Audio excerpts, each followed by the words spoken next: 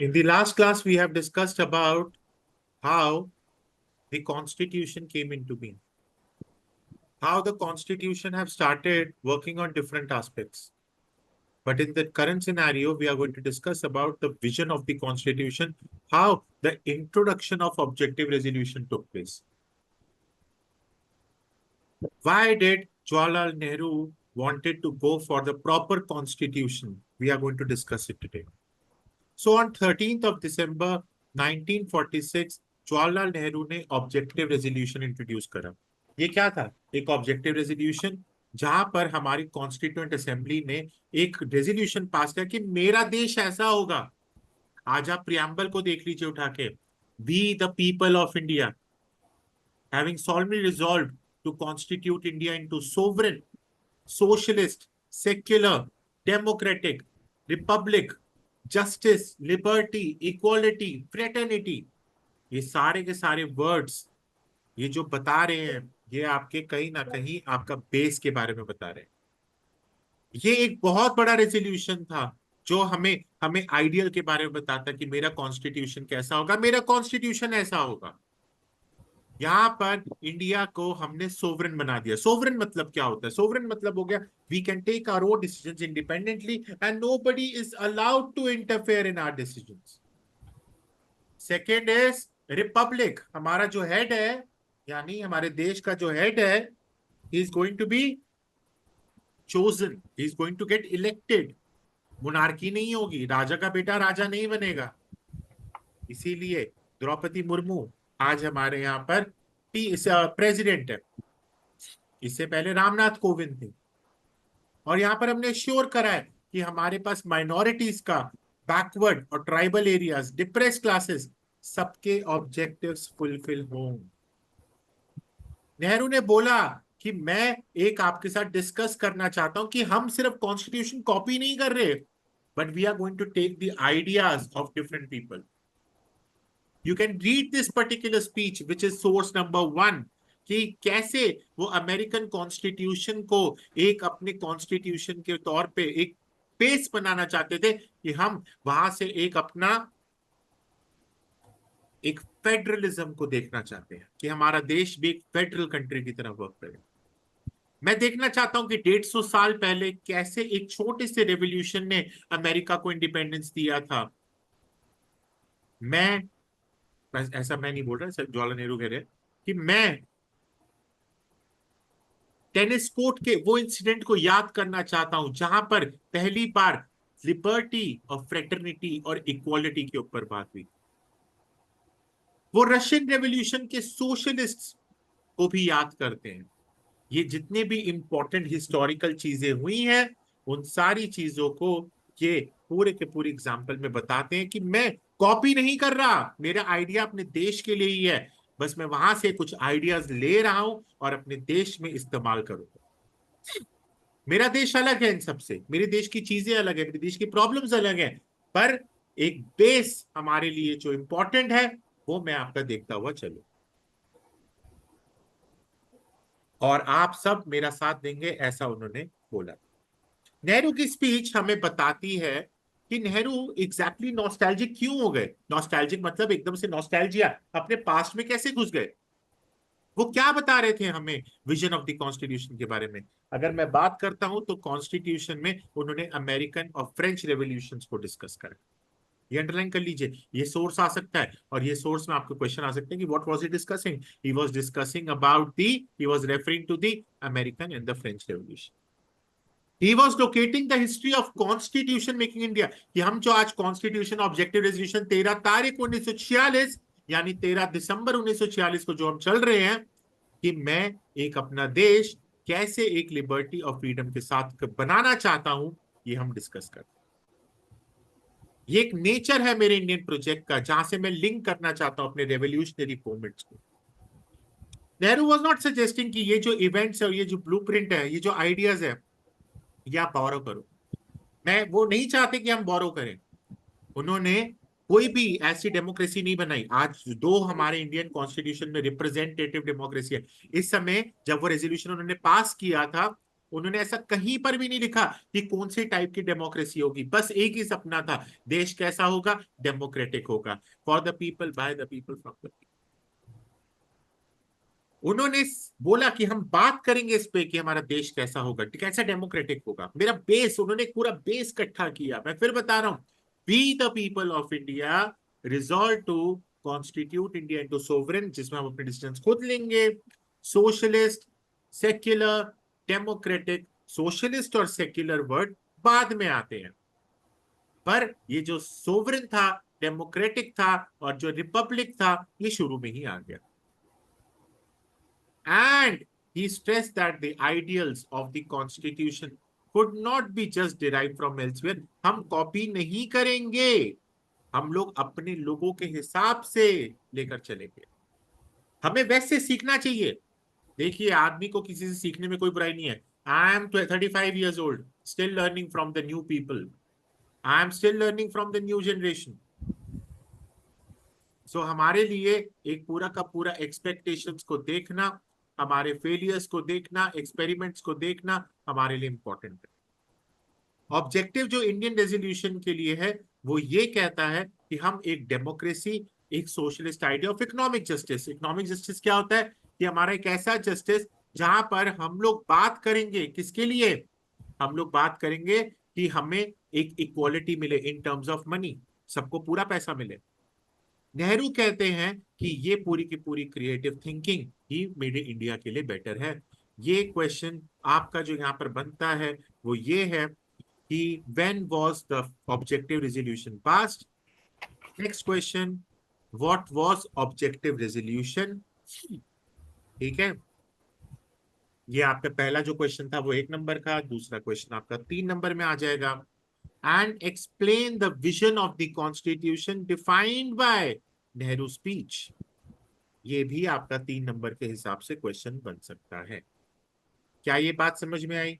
Please ये तीनों note कर लीजिए और एक बार इस सेकंड टॉपिक को रीड करेंगे, then we will move to the next. Now we are moving to the next part, 2.1। Topic number 2.1, the will of the people. अब आपको क्या लगता है दोस्तों कि हर कोई बंदा, उर्वी, क्या खुश था वहां? क्या हर कोई बंदा मिस्टर नेहरू को खुशी खुशी यस यस यस सर करके बोल रहा था? मानता हूं कि ज्यादातर सीटें कांग्रेस के पास ही थी, बट क्या सिर्फ कांग्रेस की ही चल रही थी? कांग्रेस के अंदर अलग अलग फैक्शंस थे, अलग अलग लोग थे, अलग अलग सोच थी। हमारे पास, अगर मैं ब्रिटिश इंपीरियलिज्म की बात करता हूं, ही urge the members to fully free themselves from the influence of imperial rule. Somnath Lahiri, एक भाई साहब आए, उन्होंने बोला कि ये जो आप कॉन्स्टिट्यूएंट असेंबली बना रहे हो ना जी, मेरे को इसमें ब्रिटिश का ही हाथ दिखाई देता है, क्योंकि ये जो आपके सामने बैठा हुआ ये जो पूरा का पूरा छत है आपकी, ये ब्रिटिश की बनाई हुई है। He urged the members to fully free themselves from the influence of imperial rule। वो कहते हैं जब तक आप पूरा पीछा नहीं छुटवाओगे ना, ब्रिटिश आपके सर पर ही बैठे रहेंगे। आज ऑब्जेक्टिव रेजोल्यूशन 13 दिसंबर 1946 को, ये ठंड का महीना है, ब्रिटिश आज भी इधर ही बैठे हुए हैं। और ये जो इंटरिम गवर्नमेंट है, interim government was the government which was formed. ये किसने बनाई थी? ये फॉर्म बनाई थी छोटे छोटे इलेक्शंस करवाकर, एक ऐसी गवर्नमेंट जो बिना इलेक्शंस की आई थी, जो मतलब प्रॉपर बिना इलेक्शंस के यहाँ पर इंडियन गवर्नमेंट बन गई थी। ये कौन है? इसके हेड है जवाहरलाल नेहरू। बट आप, जवाहरलाल नेहरू साहब, मैं आपसे सवाल पूछना चाहता हूँ, ऐसा सोमनाथ लहरी साहब ने बोला कि वाइसरॉय और ब्रिटिश गवर्नमेंट के बिना आप कुछ कर सकते हो? मुझे तो नहीं लगता। लहरी ने बोला बाकी सबको भी, मैं भी चाहता हूं कि कॉन्स्टिट्यूएंट असेंबली में आप लोग डिस्कशन करें, मैं नहीं है उसके अगेंस्ट हूं, मैं चाहता हूं कि हमारा कॉन्स्टिट्यूशन बने। बट डोंट यू थिंक कि ये जो कॉन्स्टिट्यूशन बन रहा है ये ब्रिटिश का बन रहा है, ये ब्रिटिश के हिसाब से बन रहा है, ब्रिटिश के कहने पे बन रहा है? हमें ये कॉन्स्टिट्यूशन बिल्कुल हरगिज गवारा नहीं, ऐसा बोलते हैं हमारे सोमनाथ लहरी साहब।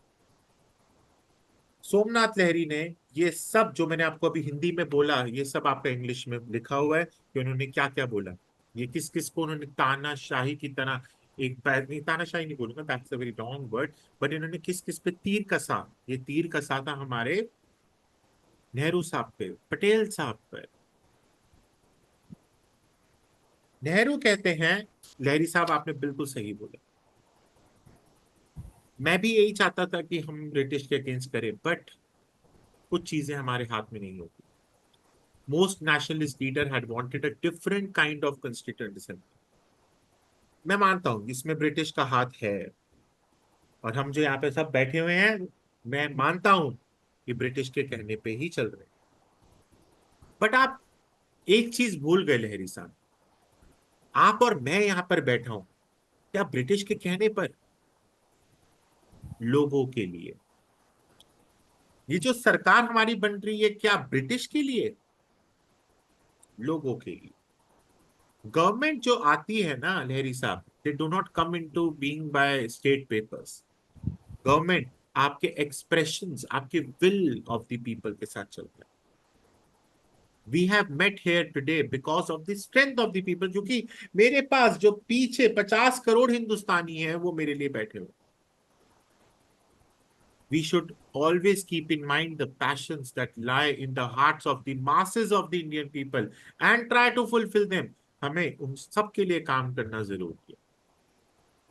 कॉन्स्टिट्यूएंट असेंबली चाहती है कि हम एक्सप्रेस करें aspirations. who had participated in the movement for independence। मैं चाहता हूं कि जिन जिन लोगों ने हमारी इस आजादी के लिए लड़ाई लड़ी है, मैं उनके लिए ये सपना पूरा करना चाहता हूं कि हमारा देश ऐसा होगा। डेमोक्रेसी, इक्वालिटी, जस्टिस, ये सब हमारे लिए आइडियल्स हैं। ये हमारे लिए सोशल स्ट्रगल्स हैं। ये तब से प्रॉब्लम चल रही है जब से बैटल ऑफ प्लासी है। जब सोशल रिफॉर्मर्स आए, उन्होंने अपोज किया चाइल्ड मैरिज को और डिमांड करा विडोज को। दे वर प्लीडिंग फॉर सोशल जस्टिस, और ये बिल्कुल सही किया था उन्होंने। पर हम उस समय शायद हम उसके लिए तैयार नहीं थे। हमारे पास ज्योतिबा फुले आए, हमारे पास स्वामी विवेकानंद आए। स्वामी विवेकानंद ने Hinduism get back to the Vedas के ऊपर बात की, और वो चाहते थे कि रिलीजन हमारा जस्टिस प्रोवाइड करे।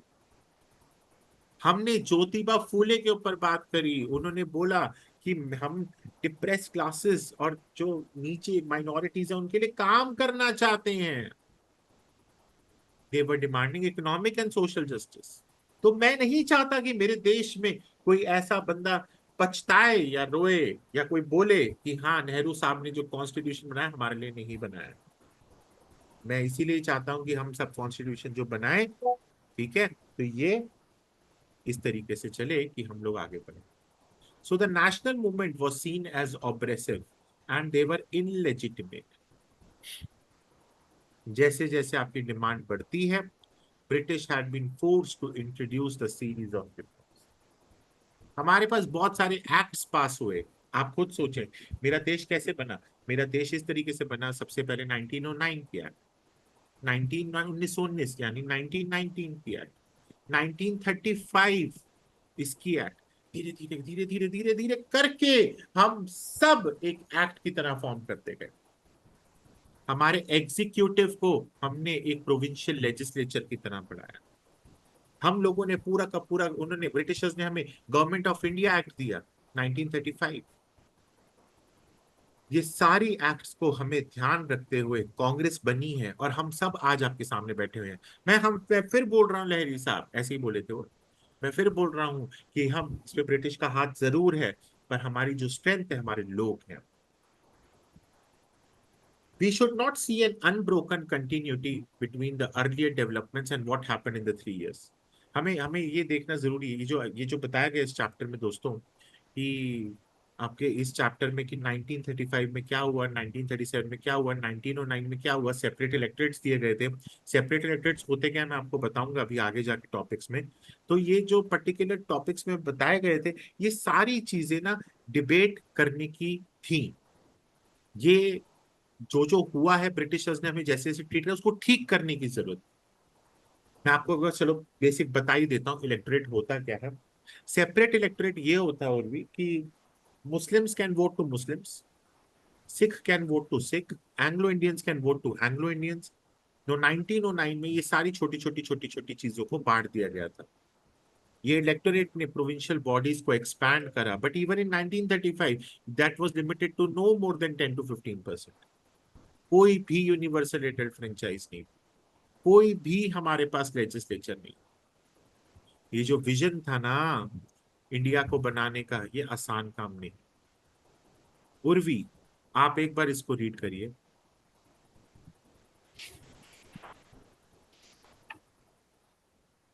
Now you can write the question जो यहाँ पे बन सकता है। Communist member Somnath Lahiri saw the dark hand of British imperialism hanging over the deliberations of the constituent assembly. ये लाइन देख लीजिए, ये आपकी लाइन है। इस लाइन के आगे आपको एक पूरा स्टेटमेंट दे दिया जाएगा और बोलेंगे एल्यूसिडेट, कैसा क्या हुआ।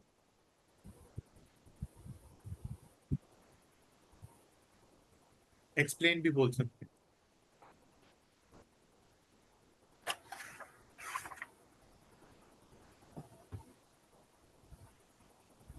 ठीक है ना। द नेक्स्ट क्वेश्चन है defining rights. This is going to be the third topic. अब यहाँ पे सवाल उठने लग गए इसके बाद कि कैसे हम माइनॉरिटीज का ध्यान रखेंगे, कैसे हम ऑप्रेस्ड ग्रुप्स का ध्यान रखेंगे, हम लोग कैसे कॉन्स्टिट्यूएंट असेंबली को एक साथ लेकर चलेंगे। ये सारे सवाल उठने लग गए। नेहरू ने तो बोल दिया, नेहरू जी ने तो बोल दिया कि विल ऑफ द पीपल से हम आए हैं। उन्होंने ये भी बोल दिया कि लोगों के दिलों में हम बसते हैं और हम मासेस के लिए वजह से यहाँ पर आए हैं। तो ये सब बातें ठीक समझ में आ रही है, पर कैसे होंगी अपनी राइट्स, लोगों को कैसे राइट्स देंगे। हमारा पास्ट कहीं ना कहीं बहुत बड़ा प्रॉब्लम है। 3.1 शुरू करने जा रहा हूँ।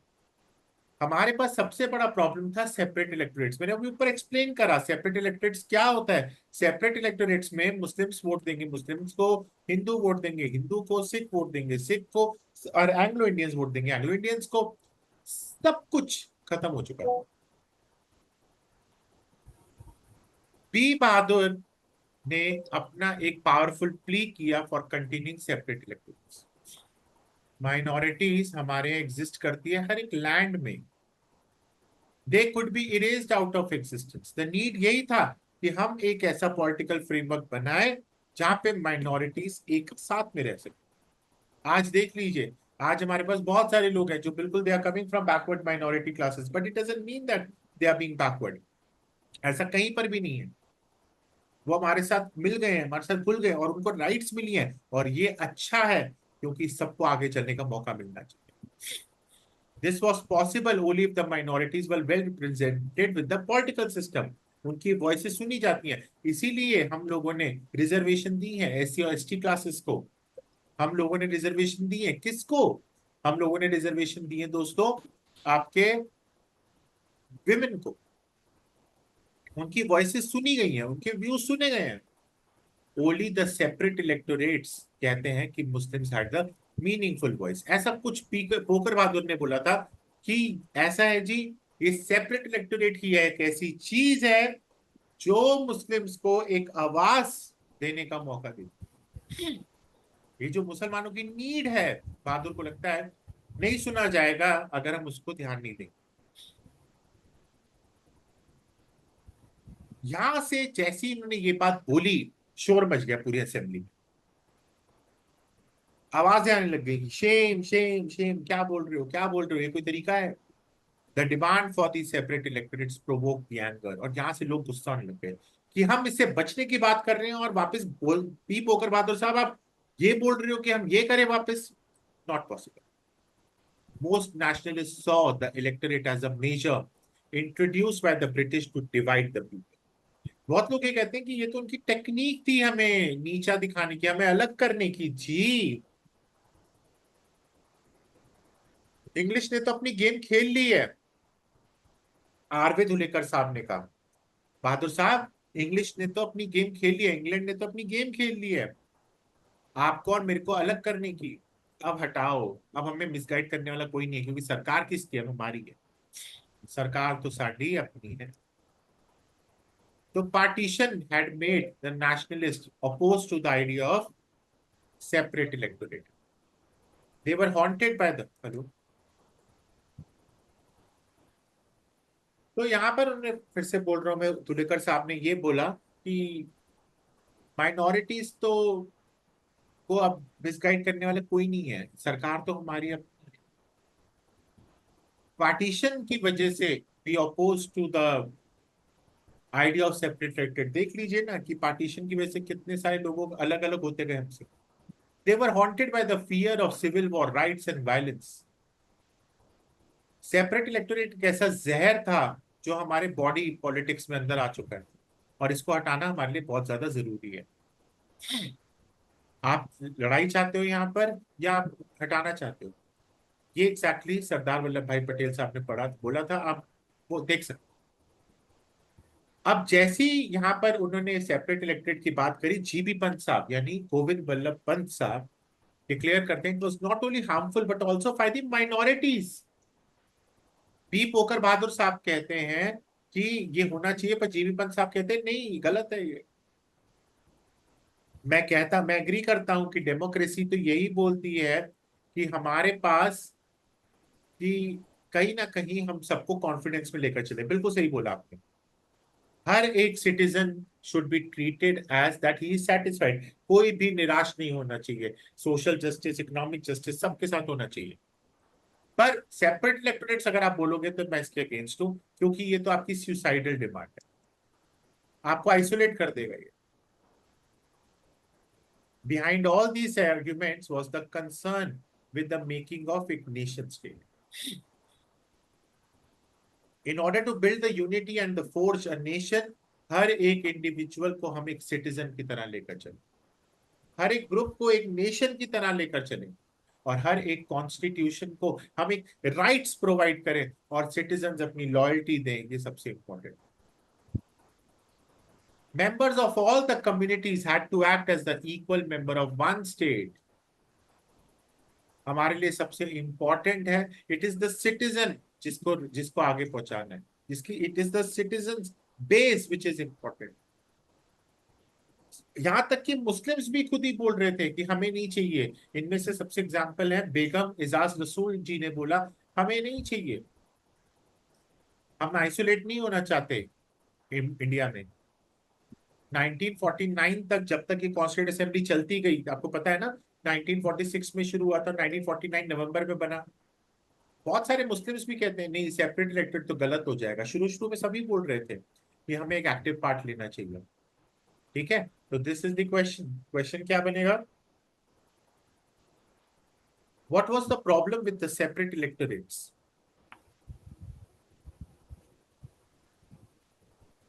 इस चैप्टर से दोस्तों सबसे ज्यादा चांसेस जो आने के हैं वो है हमारे, इस चैप्टर में से सबसे ज्यादा चांसेस जो आने के हैं वो क्या है? वो हमारे हैं